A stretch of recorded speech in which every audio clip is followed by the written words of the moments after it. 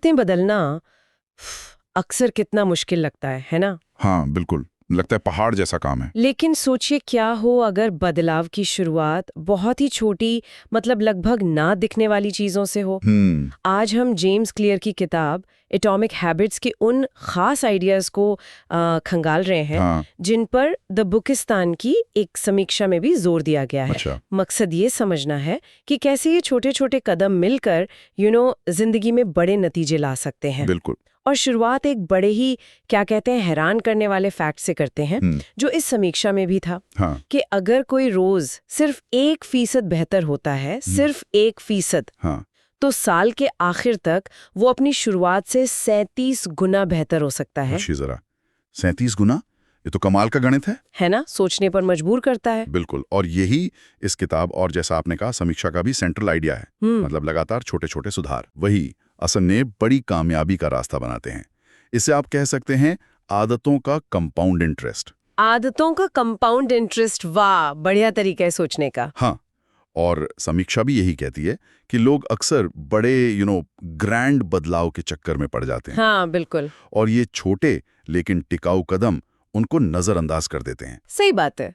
अच्छा, तो फिर सवाल ये है कि ये छोटी आदतें बनाएं कैसे या बदलें कैसे?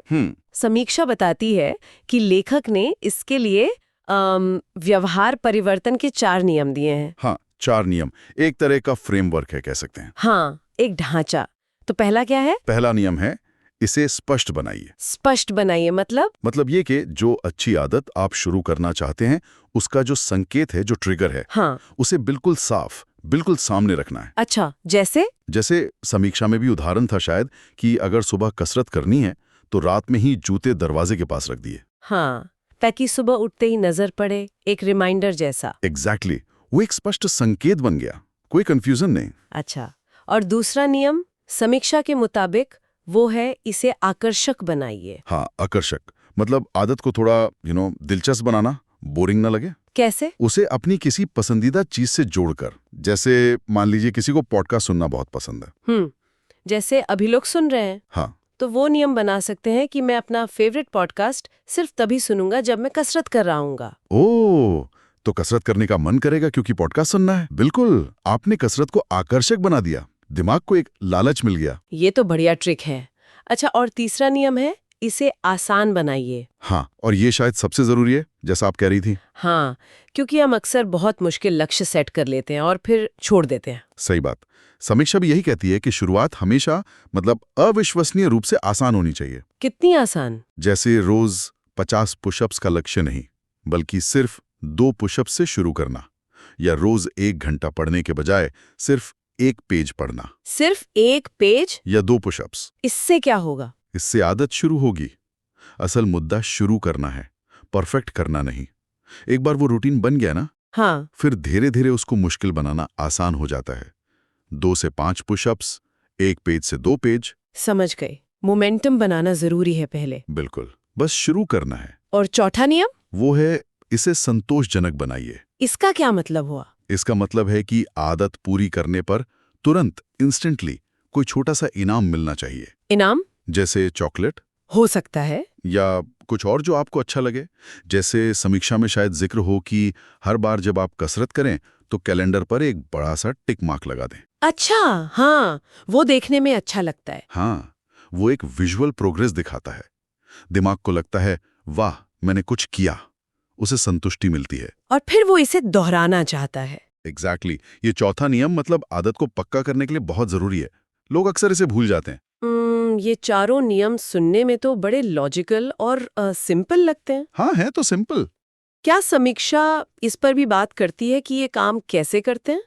वो एक हैबिट लूप की बात होती है ना, आदत का चक्र। हाँ बिल्कुल।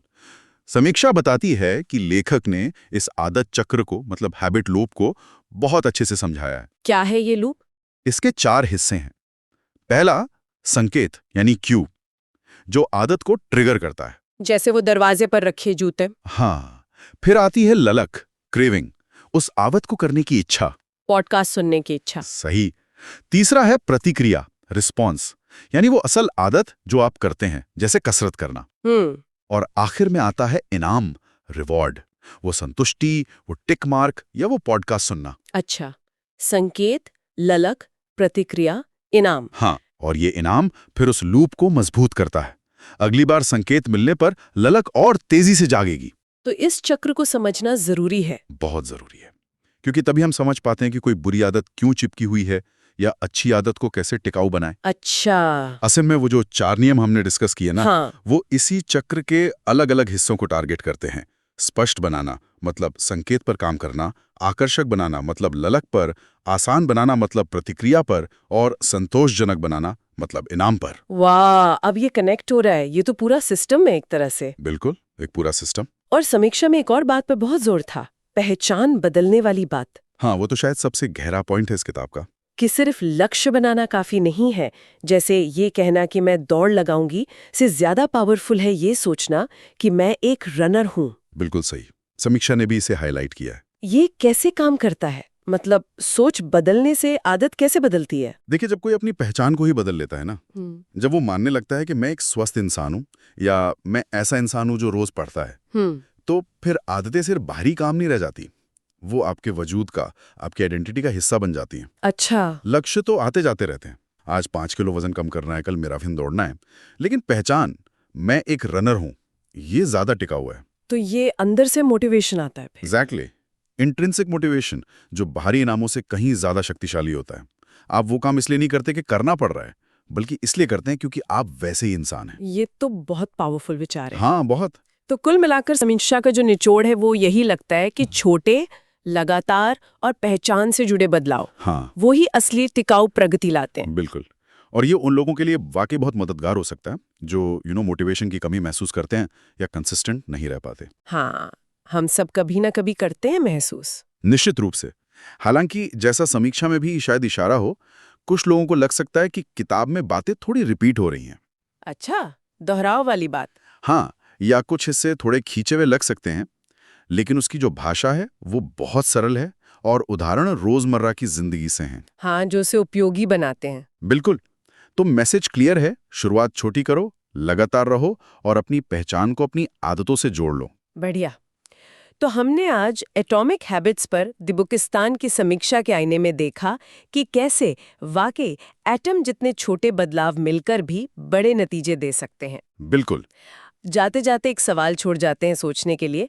अगर अपनी मनचाही पहचान बनानी है तो आज अभी उस दिशा में उठाया जा सकने वाला वो सबसे छोटा कदम कौन सा हो सकता है?